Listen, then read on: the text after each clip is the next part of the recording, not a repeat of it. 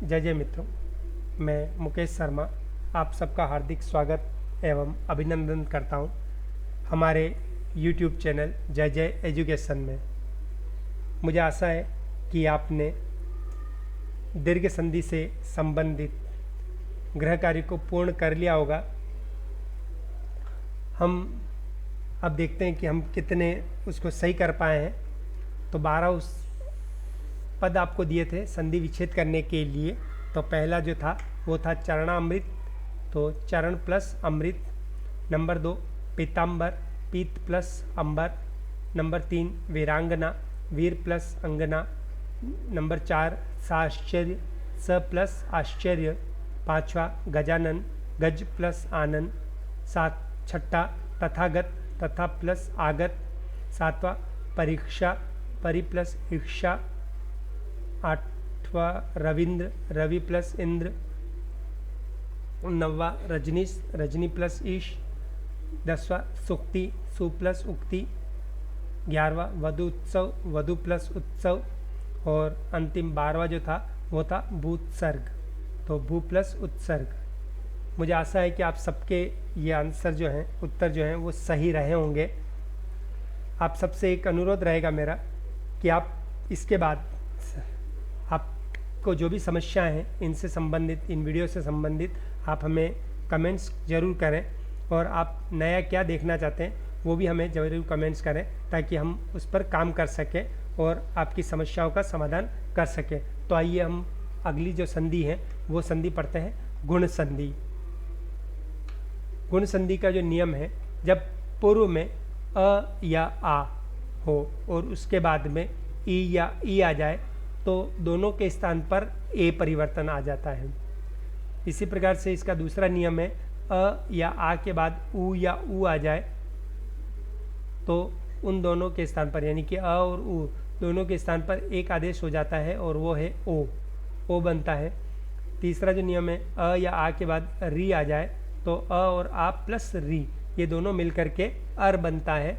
और अंतिम जो है वो संस्कृत के लिए है, चूँकि स्वर के अंदर ली शब्द भी लिया गया है संस्कृत में, तो संस्कृत में अ या आ के बाद ली आ जाए तो ली का अल्ब हो जाता है।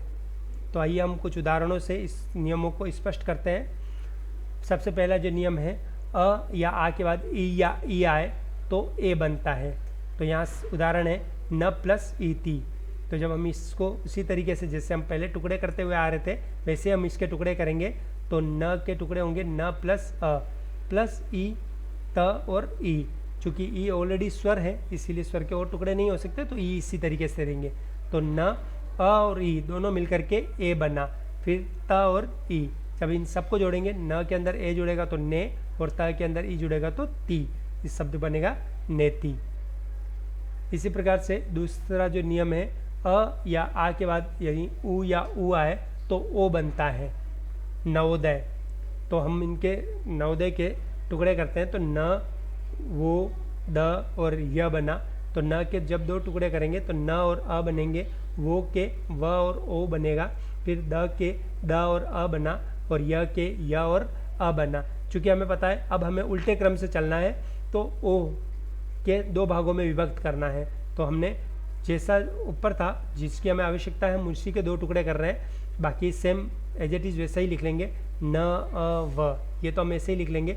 ओ के जब दो करेंगे तो सबसे पहला आएगा अ, फिर प्लस, जहाँ से हमें टुकड़े करने हैं टुकड़ों के बाद तुरंत प्लस लगा दीजिए, ताकि हमें पता चलेगा कि यहाँ से प्रथम पद यहाँ है और द्वितीय पद प्लस के बाद है। तो हमने इनके दो टुकड़े किए तो अ प्लस उ मिल करके बना हुआ है। बाकी एज इट इज़ वैसे ही लिख लिया। अब हम इन सबको दोबारा मिला देंगे। तो न के अंदर अ जुड़ेगा तो न, व के अंदर अ जुड़ेगा तो व, फिर प्लस उ, फिर द के अंदर अ जुड़ा द, य के अंदर अ जुड़े य। तो इसका टुकड़ा जो आ जाएगा नव प्लस उदय, यानी कि नवोदय शब्द की संधि विच्छेद जो होगी वो होगी नव प्लस उदय। तीसरा जो नियम है वो है, अ या आ के बाद री अगर आ जाए तो री की जगह पर अर बनता है। यहाँ एक शब्द लिखा है राज प्लस ऋषि, तो हम इसके टुकड़े करेंगे रा, ज, री और शी। तो र के टुकड़े जब करेंगे तो र प्लस आ, झ के टुकड़े करेंगे तो झ प्लस अ और प्लस के बाद री। इसी तरीके से, और शी के जब टुकड़े करेंगे श प्लस ई, क्योंकि हमें पता है अ और री मिलकर के अर बन रहा है तो मैंने अर लिखा है, और इसके बाद र आ ज फिर री प्लस अ प्लस री मिलकर के अर बना, और श और ई। जब इन सबको जोड़ देंगे तो र के अंदर आ जुड़ेगा रा, ज के अंदर आ जुड़ेगा ज। चूँकि र आधा है तो हमें पता है कि अगले वर्ण पर र चला जाएगा, तो श के अंदर ई जुड़े तो राजऋषि शब्द बना है। ये संस्कृत वालों के लिए है। अ या आ के बाद ल्वी आ जाए तो अल बनता है, तव प्लस विकार ये शब्द है, तो त व प्लस ली कार र। तो जब हम इनके टुकड़े करेंगे तो त के टुकड़े करेंगे तो त अ, व के टुकड़े करेंगे तो व अ, ल्वी चूँकि ऑलरेडी स्वर है, ये संस्कृत का स्वर माना जाता है, तो ल्वी ऐसे लिखा प्लस फिर क प्लस आ र प्लस अ र। तो जब हम इन सबको जोड़ देंगे तो हमें पता है कि अल की जगह अ और ल्वी की जगह दोनों मिला करके अल बनता है, तो त के अंदर आ जुड़ेगा तो त, व के अंदर आ जुड़ेगा व, ल आधा ही रहेगा, प्लस क के अंदर आ जुड़ा का, र के अंदर आ जुड़ा र।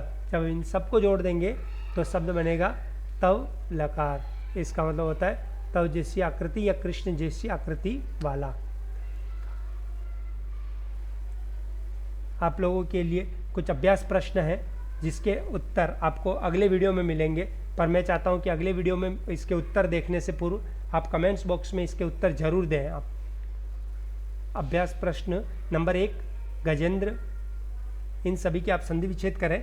नंबर 1 गजेंद्र, नंबर 2 जितेंद्रिय, नंबर 3 योगेंद्र, नंबर 4 महेंद्र, नंबर 5 कर्मेंद्रिय, नंबर 6 योगेश्वर, नंबर 7 लंकेश, नंबर 8 राजेश, नंबर 9 सूर्योदय, नंबर 10 महोत्सव, नंबर 11 नीलोत्पल, नंबर 12 महर्षि, नंबर 13 सप्तऋषि, नंबर 14 जो है वो है सितर्तु। अब आपको अगर गुण संधि याद रखनी है तो बहुत आसान सा तरीका है गुण संधि याद रखने का। गुण संधि में किसी भी शब्दों पर 99% शब्द ऐसे हैं जिनके ऊपर एक मात्रा लगने पर वो गुण संधि बनेगी। 99% मैं कह रहा हूँ, 99% शब्द ऐसे हैं जिन पर एक मात्रा लगने पर वो गुण संधि बनती है। साथ ही राज ऋषि, महर्षि, ब्रह्म ऋषि, देव ऋषि, जितने भी ऋषि मुनि है, चूंकि ऋषि मुनियों में गुण रहता है इसीलिए वो गुण संधि के उदाहरण हैं। इस तरीके से हम परीक्षा के दिनों में परीक्षा के लिए इसको याद रख सकते हैं कि जितने भी ऋषि मुनि अगर कहीं आते हैं तो वो किसमें है, गुण संधि का उदाहरण है। साथ ही जिनके ऊपर एक मात्रा लगती हो वो गुण संधि का उदाहरण है। आप सभी को बहुत बहुत धन्यवाद। Thank you for watching our YouTube channel Jai Jai Education and keep smiling. Thank you very much.